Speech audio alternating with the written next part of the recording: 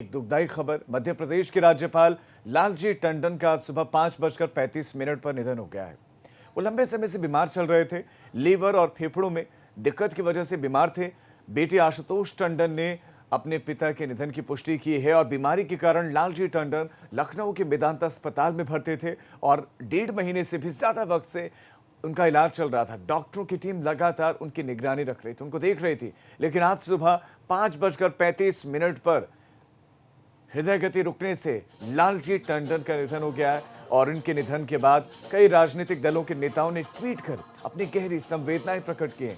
साथ ही यूपी के सीएम योगी आदित्यनाथ ने 3 दिन के राजकीय शोक का ऐलान भी किया है। घोषणा की है कि 3 दिन राजकीय शोक रहेगा प्रदेश में। लालजी टंडन संघ से जुड़े बीजेपी के बड़े नेता और मध्य प्रदेश के राज्यपाल की जिम्मेदारी संभाल रहे थे और प्रधानमंत्री नरेंद्र मोदी ने दुख प्रकट किया। उन्होंने ट्वीट कर लिखा, श्री लालजी टंडन को समाज की सेवा के उनके अथक प्रयासों के लिए याद किया जाएगा। प्रधानमंत्री नरेंद्र मोदी आगे लिखते हैं कि उन्होंने उत्तर प्रदेश में बीजेपी को मजबूत करने में महत्वपूर्ण भूमिका निभाई। इसके साथ साथ प्रधानमंत्री नरेंद्र मोदी ने उनके प्रभावी प्रशासक होने के बारे में बताया कि उन्होंने एक प्रभावी प्रशासक के रूप में अपनी पहचान बनाई। हमेशा लोक कल्याण को उन्होंने महत्व दिया और उनके निधन पर दुख प्रकट किया। से लालजी टंडन जी का आज आकस्मिक निधन हुआ है। श्री टंडन जी के निधन पर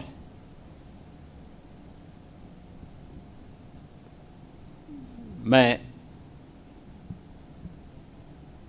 उनके प्रति विनम्र श्रद्धांजलि अर्पित करता हूं।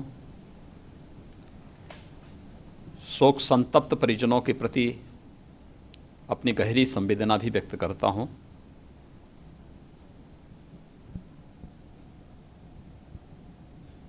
श्री टंडन जी लोकप्रिय जननेता, कुशल प्रशासक और वरिष्ठ समाजसेवी के रूप में जाने जाते रहे हैं। लखनऊ के तो वे प्राण ही थे। लखनऊ के विकास के लिए, उत्तर प्रदेश के समग्र विकास के लिए उन्होंने जो कुछ भी किया वह अविस्मरणीय है। आज प्रातः उनका निधन हुआ है।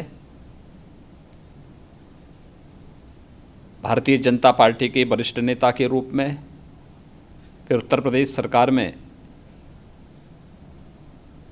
मंत्री के रूप में और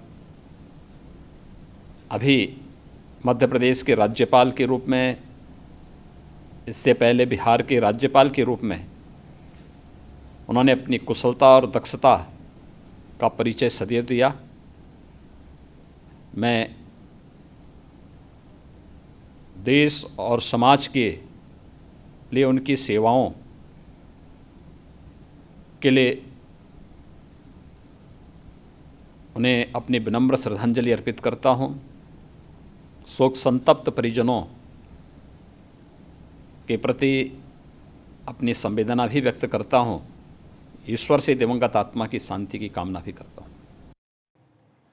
तो शोक संतप्त परिजनों को श्रद्धांजलि अर्पित की मुख्यमंत्री योगी आदित्यनाथ ने। और इस बीच में आपको बता दें, सिर्फ उत्तर प्रदेश ने, उत्तराखंड के मुख्यमंत्री त्रिवेंद्र सिंह रावत ने भी दुख प्रकट किया है, संवेदनाएं जाहिर की हैं, श्रद्धांजलि दी है और उन्होंने ट्वीट कर लिखा कि मध्य प्रदेश के राज्यपाल श्री लालजी टंडन जी के निधन का समाचार सुनकर बहुत दुख हुआ।